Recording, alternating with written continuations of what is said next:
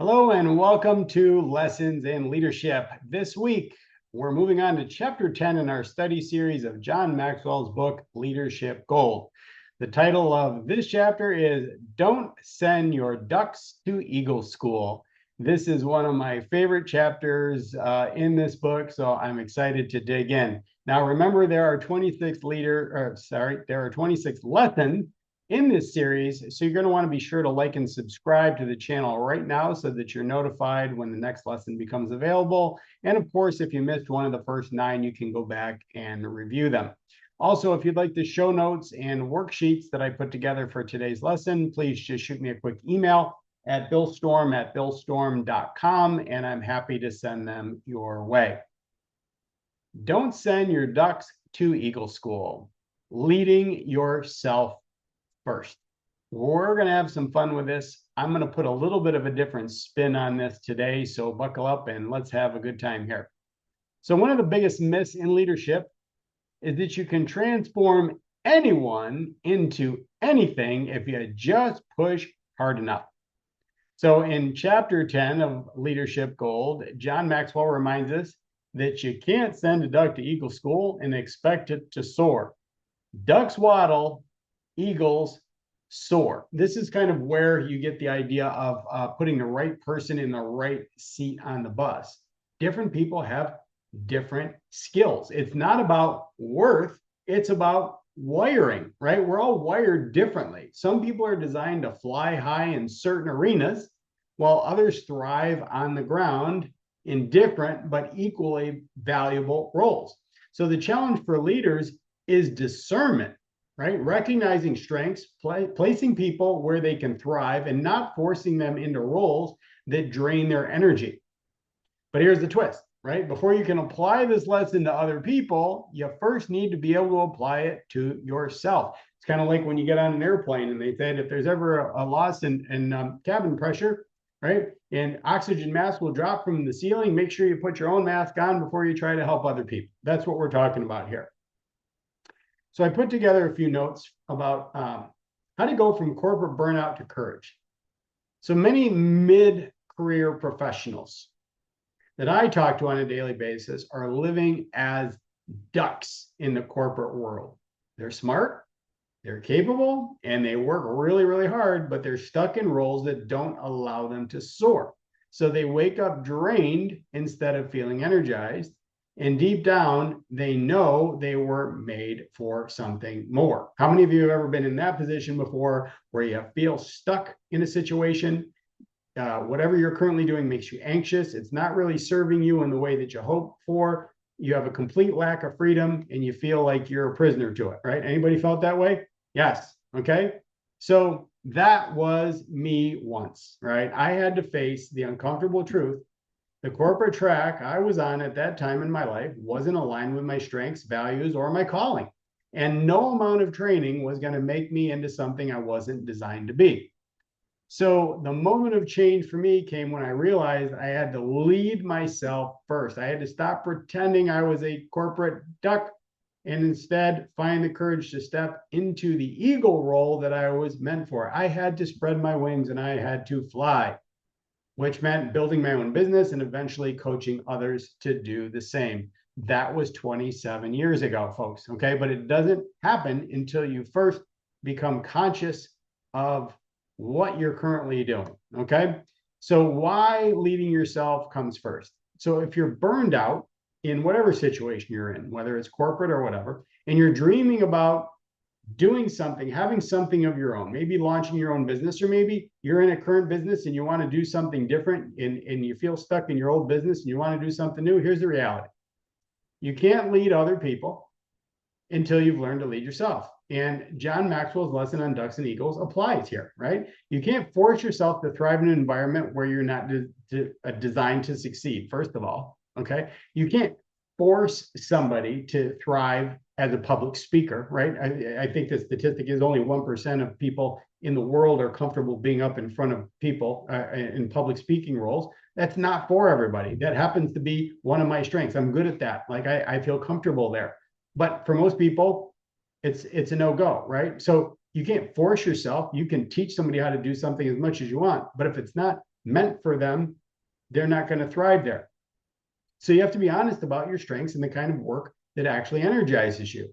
And you must choose courage, right, before comfort, because staying in the same place, right, staying in the same role, that's like the definition of insanity, doing the same thing over and over again, expecting a different result. It may be easier in the short term, but it's going to crush you in the long run. So when you finally take that step, whether it's starting a coaching business or launching a consulting practice or building something of your own that you've been dreaming of, right? You're no longer sending yourself to Eagle School. You're simply stepping into that role. You're stepping into who you were always meant to be. So you may be a duck in one role and an eagle in another role. It may just be depending on where you're situated. So here's some key takeaways. Number one, stop forcing it. If corporate life or the current situation you're in is draining you, stop trying to keep forcing it. A duck will never soar like an eagle, and you can't make yourself thrive in an environment that just doesn't fit you. Number two, discern your design. Take an honest look at your God-given strengths, passions, and values, right? What are the gifts and talents God gave you? Where do you naturally excel? And what kind of work gives you energy instead of draining it? I promise you, if you can find out what kind of work gets you excited, what gives you energy, and you get into alignment with it, that's going to be your purpose, right? That's your God-given gifts and talent. That's the purpose. That's where you should be because you feel in the zone when you're there. Number three, courage is the first step. Leaving a stable job like I did to start a business isn't about recklessness. It's about courage, and courage is the foundation of leading yourself. Now, I will also say, when you step out and you do something like that, it's based on knowing yourself, right? You have to know yourself well enough to know whether or not you're capable of doing it. And then sometimes you just need somebody else to believe in you to help you take that first step. So for me, it was very scary the day that I wanted to leave my job because my wife wasn't working anymore. She was 9 months pregnant with our first child. So me leaving my job at that point was a very scary thing. But she had a lot of faith in me. So I had to borrow her faith and muster up the courage based on her belief in me in order to leave this, to leave the stability of the paycheck that I was receiving from that corporate job to venture out on my own. And I'll tell you, looking backwards in time, 27 years later, if it wasn't for her, I'm not quite sure I would have done it, but I'm so thankful that I did. Number four, lead yourself, then you can lead others. Before you can coach, before you can consult, or you can inspire others, you need to prove to yourself that you can take the leap. Your story becomes your credibility. 100% amen, yes to that. I cannot be a coach. I cannot step up and tell somebody I can help them get the outcome that they're looking for, to give them more freedom, more purpose, and financial independence if I haven't done it myself. That would be complete BS, right? You have to walk your talk. But when I can speak with somebody, I can speak to them with 100% confidence and tell them, this is where I was, much the same place that you were. This is what I did to escape it, and this is the end result, and this is what I did to get there. That is 100% truth spoken from my heart that nobody else can duplicate, not even AI. Number five, surround yourself with eagles.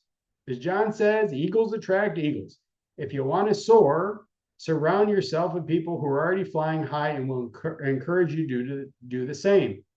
You don't want to be like a crab. There's a story that I was told a long time ago about crabs in a bucket. If you've ever gone to the beach and you put a crab in a bucket, and you put a bunch of crabs in a bucket, when a crab tries to escape, it will never escape because the crabs below it will reach up and grab the crab that's trying to escape and pull it right back down into the bucket. And that's exactly what happens with family and friends and people who are ducks.